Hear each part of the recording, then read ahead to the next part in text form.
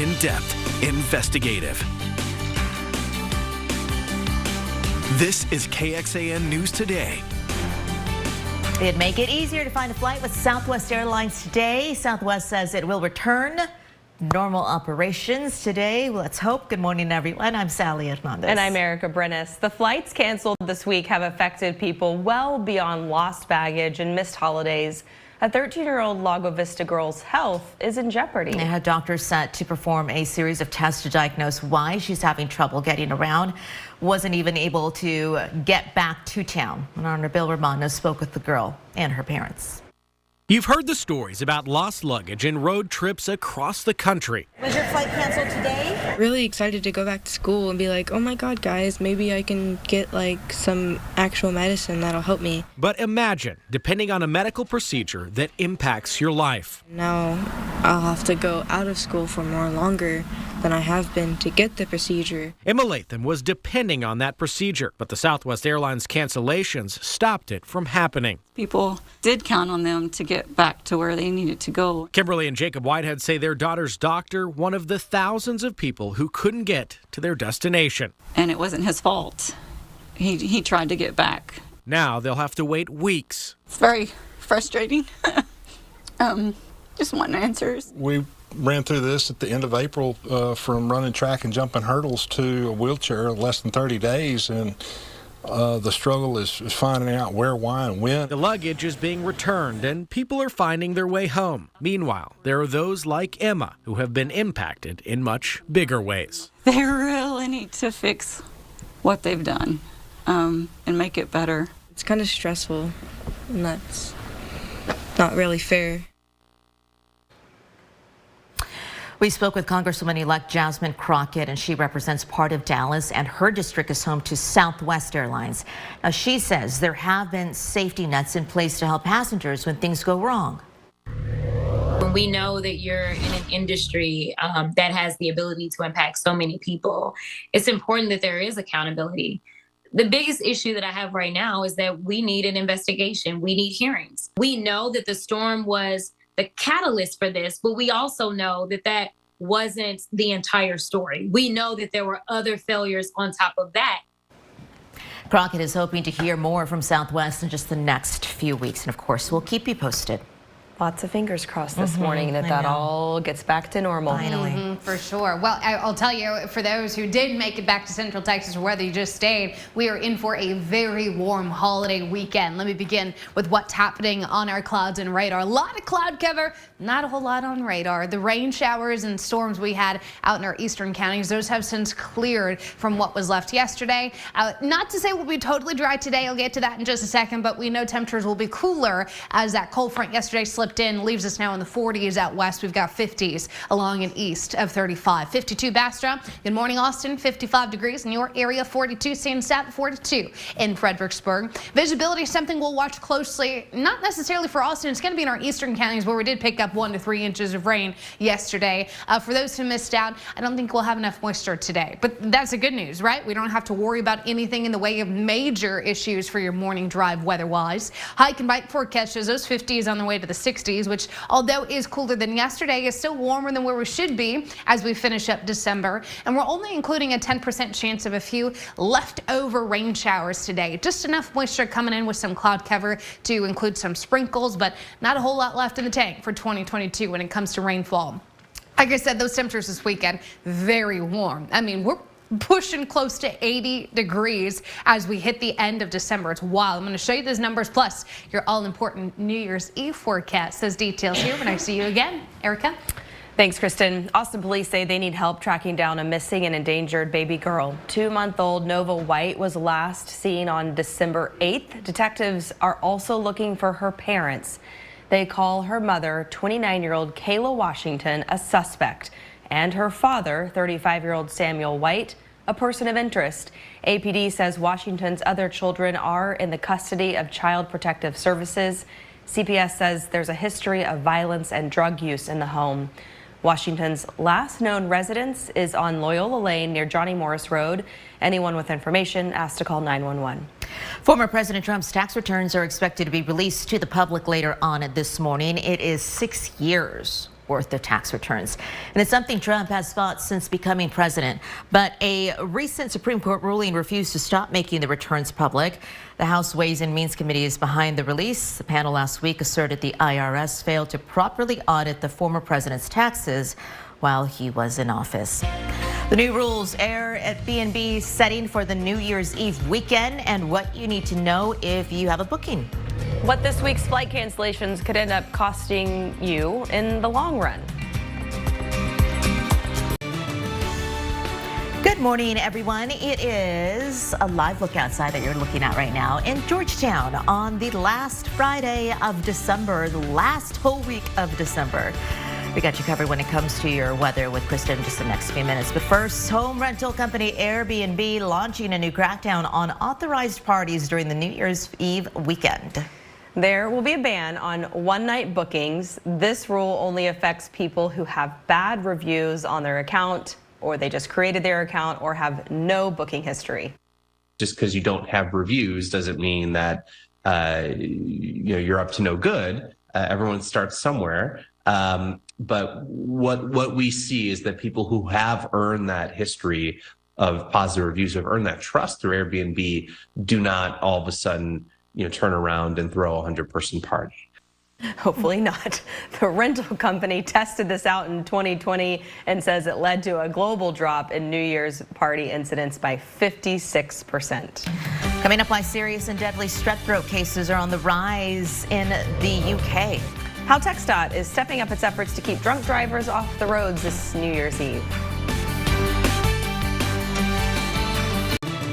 Good morning, everyone. A live look from the Austonian camera we have for you. High above the ground, looking at downtown Austin and the lake right there. We're going to talk to Kristen for your weather in just the next few minutes. Get ready for that New Year's Eve forecast as well. One family traveling through Austin says they are out about $5,000 between hotel costs here and other destinations that could not be reimbursed. It cost me $400 to drop the car off, extra $400, and then whatever it was, a couple $100 in gas to drive all the way out here. So yeah, I'd like to get financially compensated. Yeah, we spoke to a travel advisor with an Austin-based company, and she says there are protections depending on the credit card that you use. Many times if you've booked your flights on American Express or one of the travel credit cards like Chase Sapphire, they'll have a built-in trip protection. The travel advisor says when you book your return flight, you can ask the agent to protect your seats to make sure you don't get bumped. And she said they should send that promise to you in writing. Well, it was a rough year for Hollywood. Yeah, it started with a slap heard around the world and continued with a headline-grabbing defamation trial, some troubling behavior, and concert ticket buying woes. Let's not forget about that. Joe Fryer breaking down some of the biggest stories from the year in entertainment. The year began with a bang, or more specifically, a slap. Actor Will Smith stormed the Oscars stage in March, hitting Chris Rock in the face after the comedian made a joke about Smith's wife, Jada. The ugly incident overshadowing Smith's Best Actor win just moments later. He was later banned from the Oscars for 10 years and posted a lengthy apology. Chris, I apologize to you. No such apologies were issued after the closely watched defamation trial between Johnny Depp and Amber Heard. The divorced stars spent weeks in court accusing each other of disturbing incidents of domestic abuse. He just hit me over and over and over again. I've never struck a woman in my life. Both were ultimately found liable for defamation against each other, with the jury awarding significantly more damages to Depp. Heard appealed the decision, but settled this month. And then there was the year in Ye, the rapper formerly known as Kanye West. Early in 2022, he launched an Instagram campaign against comedian Pete Davidson, who was dating his ex-wife Kim Kardashian. He then stunned observers by wearing a White Lives Matter t-shirt during Paris Fashion Week, but it was anti-Semitic comments made later in the year that sparked even more backlash, losing Ye lucrative partnership deals, including Adidas. Taylor Swift had some bad blood, and this time it wasn't with Ye, but with Ticketmaster. High demand for the pop star's upcoming tour led to a botched pre-sale with error messages, long waits, and outrageous prices. I am really upset with Ticketmaster today. Didn't get tickets to the Taylor Swift concert.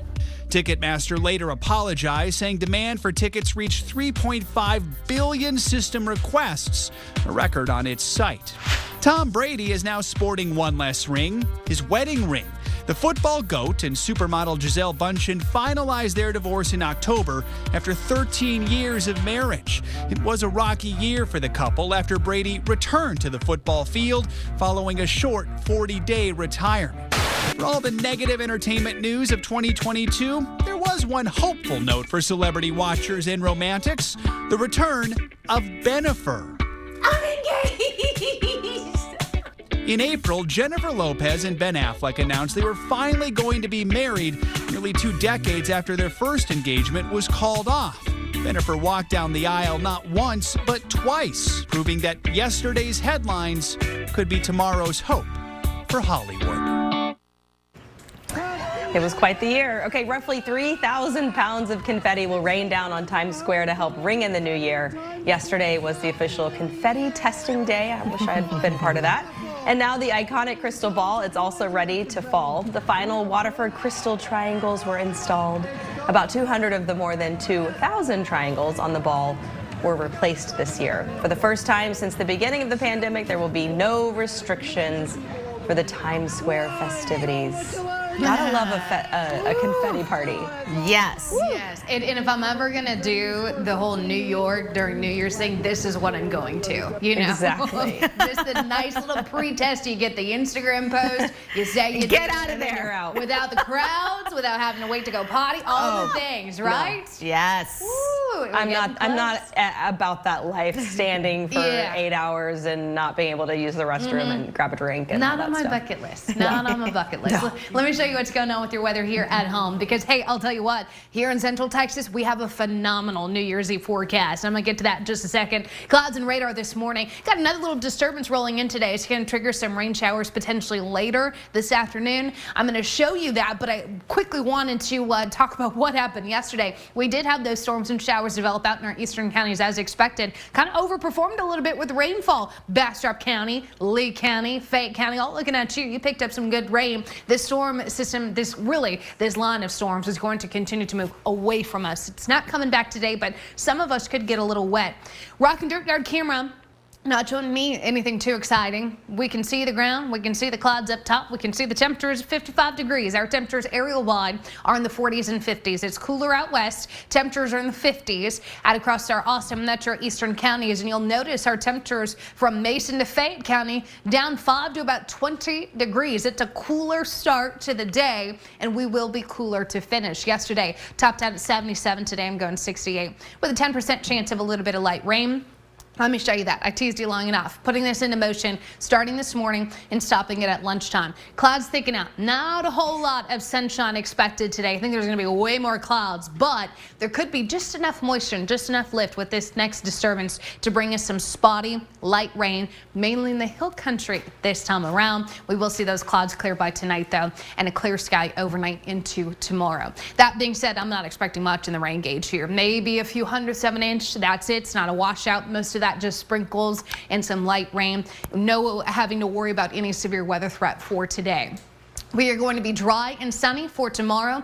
Sunday, New Year's Day, increasing clouds. And then as advertised, this cold front comes in on Monday. That will be our next significant chance of storms and showers. So that being said, your New Year's Eve forecast here in Central Texas, hitting that midnight temperature, 60 degrees, dry and cool. 7-day forecast is the upper 60s today, but 70s tomorrow. So notice that bump both Saturday and Sunday, significantly warmer, way warmer warmer than where we should be. 62 is normal as we finish December. Monday, that cold front's going to trigger that 40% chance of storms and showers. Temperatures peak at 80 before the cooler air rolls behind it. Low 70s Tuesday, mix of sun and clouds, and really a quiet week next week. Temperatures holding steady in the 60s from midweek on. Overnight lows pretty much above freezing for all of us each morning except for Thursday morning. Thursday morning will be above freezing here in Austin. Hill country rural areas will be watching you guys drop down to the lower 30s, but we've got some time to keep an eye on it.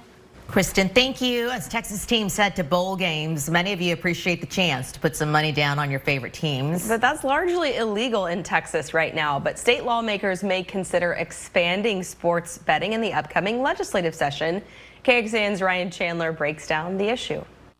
Well, whether you should bet on it depends on who you ask. This is certainly a big topic that has some big names and some big money behind it. Today, I spoke with Robert Linehan. He's a reporter on sports betting regulations, and he's been following these developments all around the country. Here's what he told us about the prospects. Well, there's real buzz for the 2023 legislative session that something could get done in Texas this year. There's something called the Texas Sports Betting Alliance that has former Governor Rick Perry and on their side, and just about every single Texas professional sports franchise among its supporters. I spoke with them a couple weeks ago. They said that they will be authoring a bill to legalize online sports betting. There is a long way to go. You're not going to be able to bet on sports. You're not going to be able to bet on March Madness or anything like that. But 2024, you could see sports betting in Texas, and a lot of people will say that's a good thing. Now, there is one bill already filed for the next legislative session. Carol Alvarado, she's a Democratic state senator from Houston. She filed a bill that would legalize sports betting and pave the way for a limited number of highly professional destination-type casinos in some of Texas's major metro areas. But it's by no means a sure bet. It would be a constitutional amendment, so that means it'll take 2/3 of both the House and the Senate signing off, and then it would have to come to your ballot to get approval from a majority of Texas voters. We asked Lieutenant Governor Dan Patrick what he thinks about gambling expansion, and he's skeptical at best. I haven't had anyone mention it to me, that they're interested in doing anything. It doesn't mean that in a session things don't change. But I don't see any movement on that right now. A lot of talk out there, but I don't see any movement on it. You know, in Vegas, they say the House always wins. In Austin, at least on this issue, it might be the Senate that wins. In Austin, Ryan Chandler, back to you. Doctors have warned the winter months can be a busy time for COVID, RSV, and the flu. But what about strep throat? Serious and even deadly cases of strep throat are on the rise in the UK, and the CDC is tracking serious infections here in the U.S. It is. So I sat down with the chief medical officer at Dell Children's Medical Center to find out why. Doctor, are you seeing any kind of serious cases of strep throat at Dell Children's? We have not seen any serious cases of strep at Dell Children's yet. You say yet. Are you anticipating that you will? You never know, right? I don't want to say we will never see, especially as we're seeing patterns of strep infections in the UK and significant shortage of antibiotics to which the strep responds. We never know what we will see here in the US. Yeah, so it's good news that you're not seeing here, in Austin just yet. But as you mentioned, there are other places where they're seeing an increase in strep A. Why is strep A so concerning for some doctors? So strep A is this bacteria that's been here for ages, and it usually starts as a sore throat, but if it's not treated, in some people it can cause serious infections. It can spread, it can affect your kidneys, can affect your heart, can affect your nervous system, and it can also cause death from overwhelming sepsis. Why is it that you think that we're seeing some of it this time around and the concern about some deaths as well? Is it unusual this year than last year or the year before? It is unusual. Any infection can always cause death, right? But we have never seen strep causing so many deaths, and trying to understand, is it the strain? has the bacteria become more smart and more resistant to treatment, just like we saw with the flu and RSV. What do I do, doctor, if I start feeling the symptoms or if my kid starts feeling the symptoms of strep? I would say immediately see your doctor. If you cannot get in to see your pediatrician, go to urgent care and make sure you get that test done. Thanks, Sally, for putting that together. Yeah, Good to know. I know a lot of kids are sick right now, for sure. I know, so hopefully they start feeling better. Yeah. A heads up, if you see a still bat along the downtown Austin trails, warning, it could still be alive. Yeah, don't touch it, though. Don't pick it up. Instead, call the Austin Bat Refuge. The founders of the refuge say they are taking care of dozens of bats. The bats fell from their homes underneath at least 9 bridges since the last week Arctic air.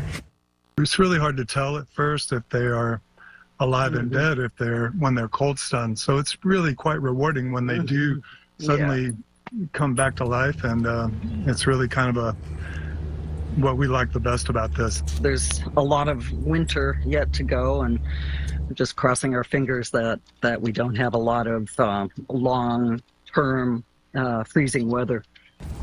Yeah, the co-founders of the Bat Refuge say that they are not seeing the amount of fallout that happened during last year's freeze. We have a number to the Austin Bat Refuge with this web story on our website, KXAN.com. There you can also hear from the co-founders about how they care for the bats. Thanks for joining KXAN News today. You can also listen to KXAN News Nightly every weekday after 5:30 p.m. for in-depth coverage on what matters most to you.